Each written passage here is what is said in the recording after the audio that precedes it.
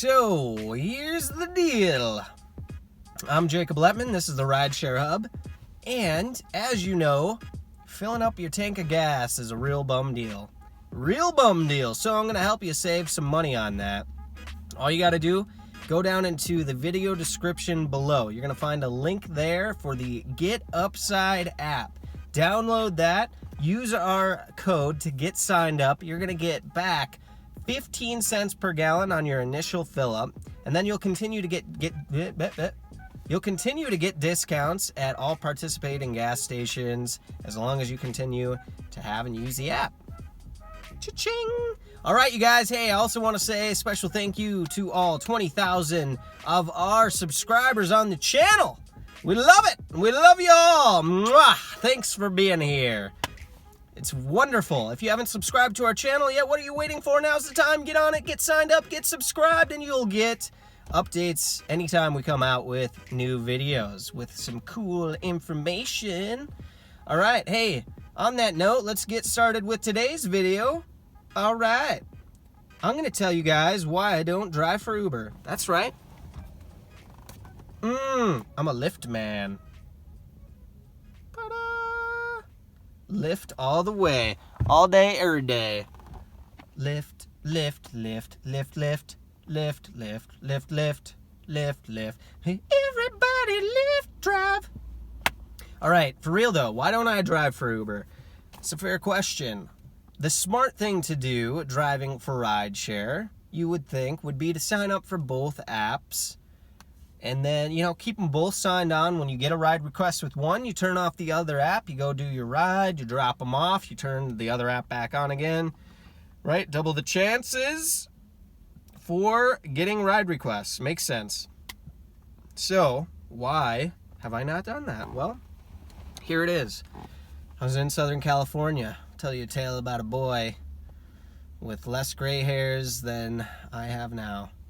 I started driving for rideshare 3 years ago, Southern California, and things you need a vehicle that is eligible, okay, check. I got a 2015 Mazda 3 just so I could drive for rideshare, so got that taken care of, got it registered, boom, no problem.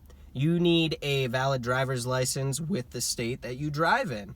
So I had a Wyoming driver's license. I needed to go to the DMV, stay there for 2.5 days, set up a tent, make camp, and finally get a driver's license. But I did it. I got the driver's license for Cali. And what else do you need? You need your insurance, obviously. You need to make sure you get your vehicle checked out, make sure it's good to go. Did all those things. It was done. Had it in the book. So I went, signed up for Lyft. Few days later, passed through, no problem. Did all the same things for Uber, submitted them. They said, whoa, hold on a second, sir.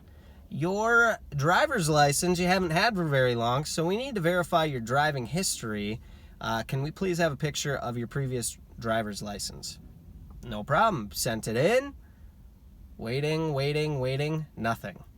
Now, Uber uses a separate third party or at least at the time, I really don't know. At least at the time, they use a separate third party to verify driving history, do the background check, all that stuff. So this was through them, and it was very difficult to get in touch with Uber. I was like, well, you can't call them. There was no number to be found. So I sent them an email. Took days to get back to me, and they said, oh, yeah, we'll get on it. We'll figure it out. Nothing. Heard nothing back. So again, I resubmitted previous driving history, old driver's license picture. Shouldn't be a big deal. Again, hearing nothing back. This went on for over a month, and I could not get them to pass it through. So finally I said, a peace. Deuces, Uber. I'm just going to stick with Lyft. And,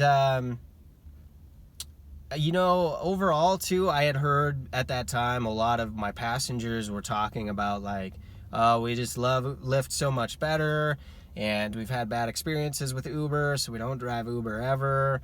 Our friends that drive for Uber, we've shunned them. Our family, we disassociated. We don't talk to those people anymore. Uber is terrible, blah, blah, blah. So I just stuck with Lyft.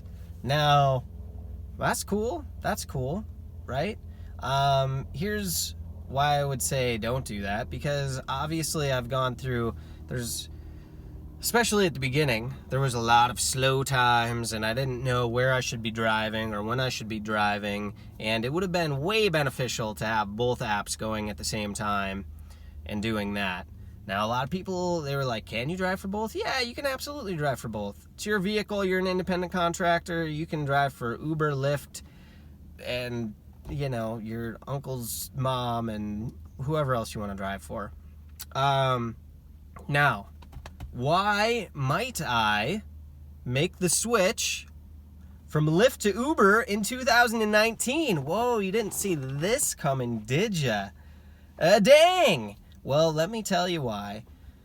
Okay, because it is now, I'm on my third rate change with Lyft, and after 3 rate changes, I've only lost money. It's never made me more money, I've only lost money. And after this last rate change, I've lost quite a bit more profit driving, especially on long rides for a Lyft. And looking at the Uber rate card compared to the Lyft, I think it might be more beneficial to go drive for Uber. So Uber's rate card matches Lyft's rate card right before they changed for this last time. Did that make sense? So Lyft just changed the rates again, so now we get paid as soon as we make a pickup. But in doing so here in the Scottsdale or in the Phoenix area, they also reduced our mileage from 60 cents a mile to 35 cents a mile. And I think we're at 12 cents a minute. Anyway, basically what I've seen is a high decrease in profits on my long mileage drives, which there are a lot of them here in Phoenix because this is a very spread out city and people go like 15, 20 miles all the time. And I'm losing a lot of money, so I'm switching to Uber. Fingers crossed, I'm hopefully able to get signed up now. Hopefully that goes through. But it's really important that you know your rates, that what you're making. Continue to try. I'd really encourage you to continue to track how much you're making and keep close attention on how much you're spending so you can figure out your net earnings, what you're really making. We have videos that talk about depreciation. You can figure out how much your vehicle is depreciating and you can calculate that in. There's a whole lot of things to take into consideration, but please do that so you know if you're making more with Lyft or Uber. Now, I'm going to open up the floor to you. This is your opportunity, if you will, to jump down into the comment section below. Let me know if you drive for either Uber or Lyft or both, why or why not, and if you had a bad experience with one, where you're at. I want to know. We want to know. So please do that. Okay.